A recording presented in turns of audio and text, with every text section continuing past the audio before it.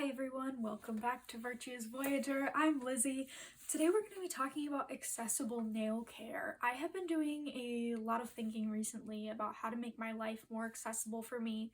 And I acknowledge that not everything that's accessible for me is going to be accessible for everyone else. So I did my best to do a little bit of research and see what kind of accessible nail care was out there to see what would work for me and what might work for other people. So without further ado, let's get started.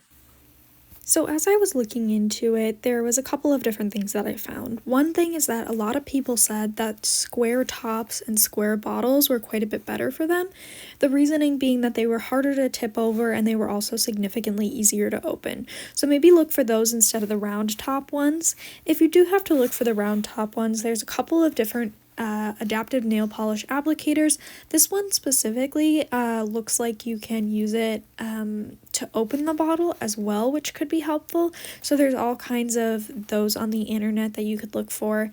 In terms of nails themselves, there's obviously regular nail polish, but there's also press-on nails. I personally find that they don't stay on very well. Sometimes they also include glue, but they sure are cute and they would work for a fancy event, and they are also very convenient because you literally just set them on your nail and press down and you're done. So you could also look for those.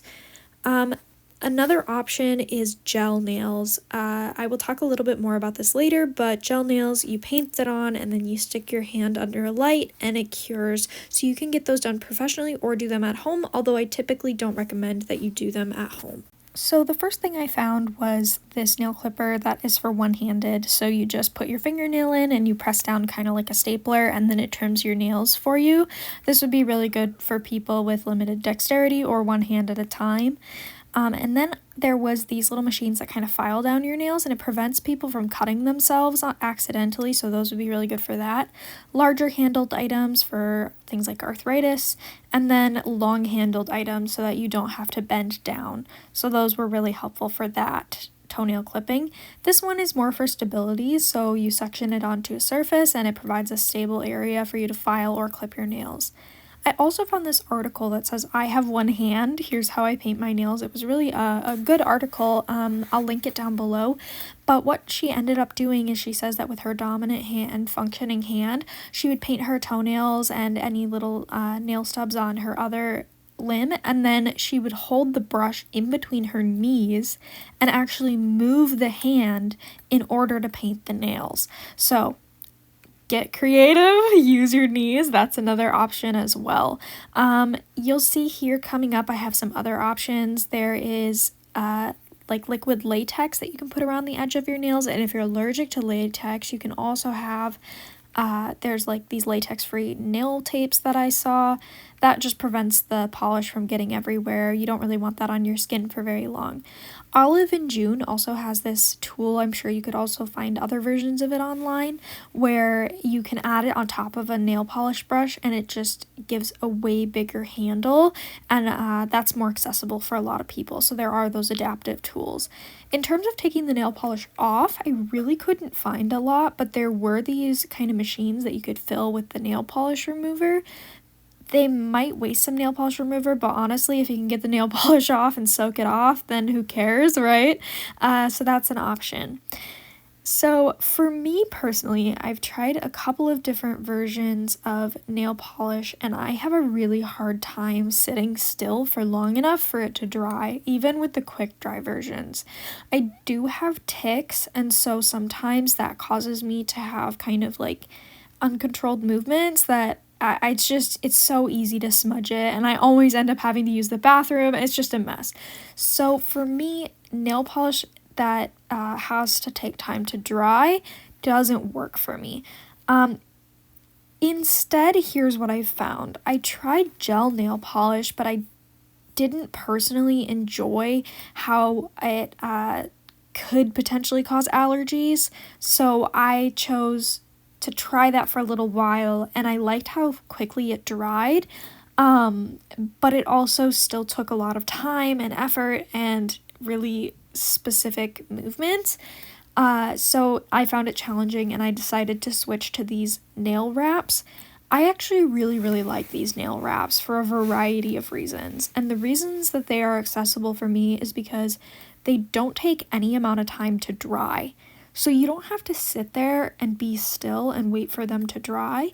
You also don't have to put them all on at once. Luckily, I had the energy to do that in this video, so I put them all on like in one sitting. But you can take breaks in between. Like if you have to go to the bathroom halfway through, it doesn't matter. Or if you get tired or whatever. I find that really, really convenient. I also find them fairly easy to put on. I will say that one downside to them is that they have these little like sticker backings, and that can be really challenging to remove.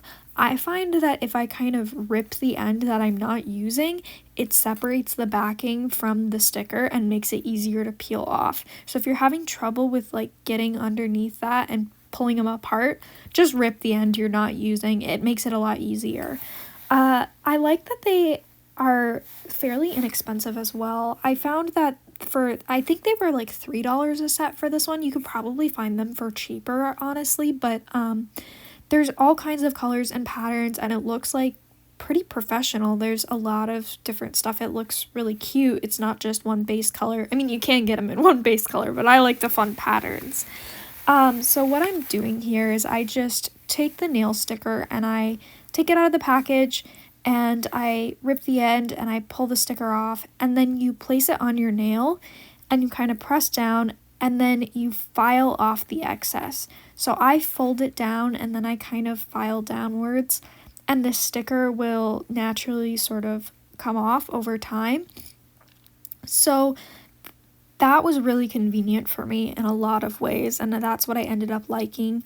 I also find that the nail stickers last a lot longer than any other kind of polish. I work a lot with my hands. I do a lot of dishes and artwork and all kinds of things that just require me to wash my hands all the time, and so my nail polish chips constantly. I garden, you know how hard that can be, but with the nail wraps I found that they actually stay on very, very well, and they look very good for quite a long time, and so that prevents the amount of energy that it takes over the course of, you know, the week, and that works really well for me.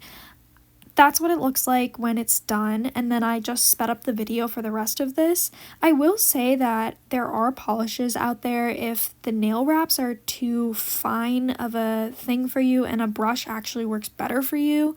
Olive and June has a lot of what seems to be accessible tools, so I would check them out. They also have HEMA-free gel polish.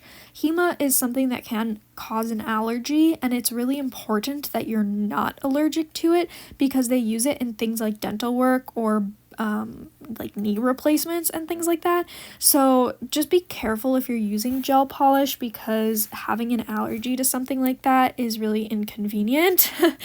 And it is lifelong. So this is an example of what they look like when they're done. Sometimes you can get a couple of little bubbles and things like that in the nail polish wraps, but overall I find them to be a really good solution for me. So if you have any other questions about them, feel free to leave them in the comments. And thanks for joining me today. I hope this was helpful.